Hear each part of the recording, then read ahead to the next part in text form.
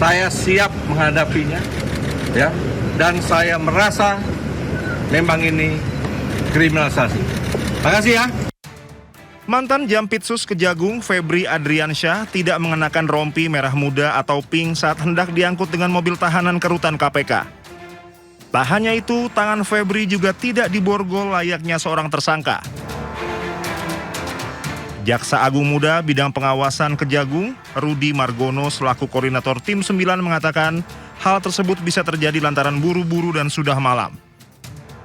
Padahal berdasarkan kebiasaan di Kejagung, tahanan akan dipakaikan rompi pink dan diborgol. Ya, kalau masalah rompi tadi mohon maaf, karena buru-buru juga udah malam ya. Terus yang kedua, modus operandinya secara umum dugaan TPPU yang dilakukan oleh penyelenggara negara dalam jabatannya sebagai jaksa atau pejabat struktural selama dia menjabat mengabdikan diri di kejaksaan.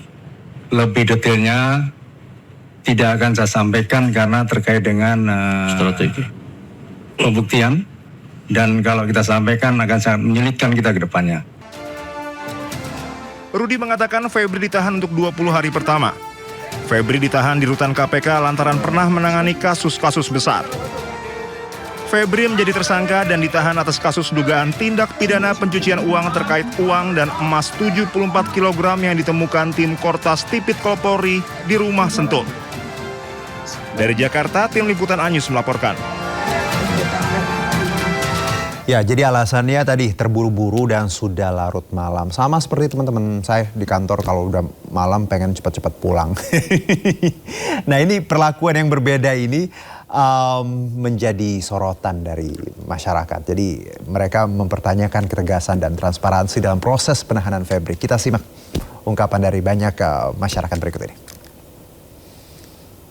Rata semua sih ya harusnya ya. Jadi mau semisal entah ex-Jampitsus, entah ex-menteri atau apapun itu kan harusnya ya menurut saya pribadi itu kalau memang udah ditangkap langsung dipakaikan rompi oranye itu sendiri sih. Sebagai saya orang yang awam gitu ya.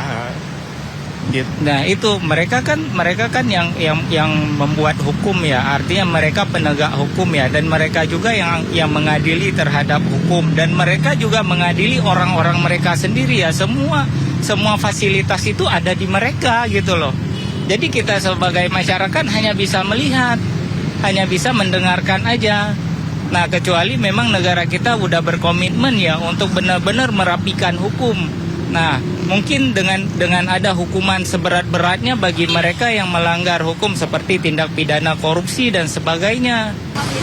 Iya, udah ketebak. Pasti ada perbedaan perlakuan antara untuk hukum itu antara yang dikenakan kepada pihak yang warga kecil dengan pejabat atau yang melibatkan dengan institusi yang besar seperti itu. Itu aja. Karena hukum itu sebetulnya itu berlaku untuk semua warga negara, tidak memandang status, tidak memandang ini rakyat jelata atau apa, itu berlaku untuk semuanya, dan hukum itu tidak bisa dipesan. Jadi publik bisa menilai apapun itu. Jadi kemungkinan besar pasti kebenaran itu nggak mungkin bisa ditutupin, meskipun pada dasarnya di Indonesia sistemnya itu nggak semudah seperti yang ada di luar negeri. Seru ya tanggapan masyarakat yang mayoritas sama tadi bahwa ada pembedaan antara kalau rakyat kecil dan juga pejabat yang jadi tadi tersangka seperti itu, dan ya equality before the law ya, persamaan di depan hukum itu penting sekali. Nah pemirsa, sejumlah tersangka korupsi ini kami rangkum ya, langsung ditahan Kejaksaan Agung pada malam hari, dan memang usai dijadikan tersangka mereka digiring ke tahanan tanpa mengenakan borgol dan rompi pink.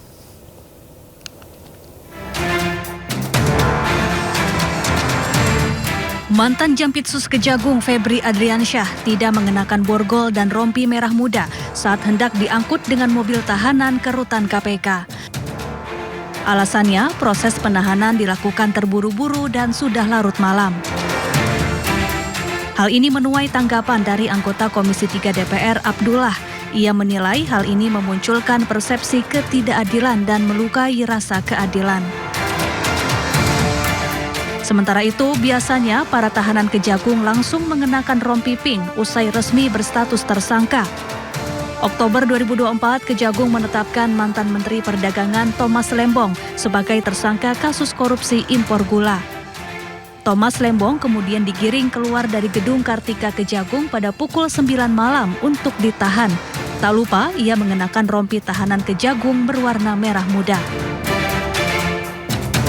Kejaksaan Agung menetapkan pengusaha sekaligus suami aktris Sandra Dewi, Harvey Muiz, sebagai tersangka kasus korupsi tata niaga timah pada Maret 2024. Usai resmi berstatus tersangka, Harvey Muiz langsung ditahan. Meski hari sudah malam, namun Harvey langsung memakai rompi pink. Februari 2025, Kejaksaan Agung menetapkan 7 orang sebagai tersangka dalam dugaan tindak pidana korupsi tata kelola minyak mentah dan produk kilang dalam PT Pertamina Persero.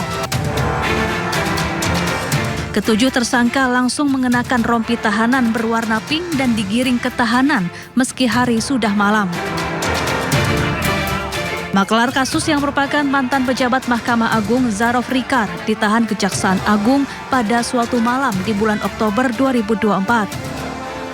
Sambil memakai rompi pink, ia dijebloskan ke tahanan. Kejagung juga sempat memamerkan tumpukan uang dan emas hasil penyitaan di rumah Zarof Rikar.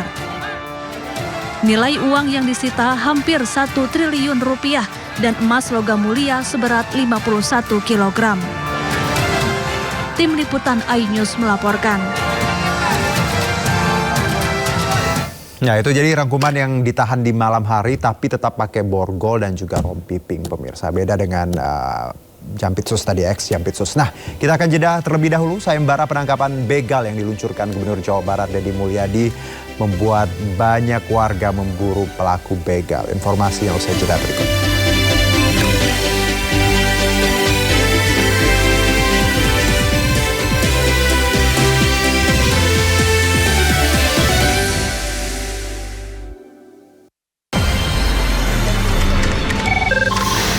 Sumber dari berbagai sumber berita aktual.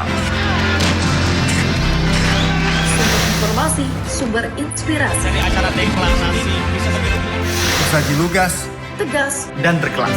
Hasil gelar perkara. Saya merasa memang ini kriminalisasi.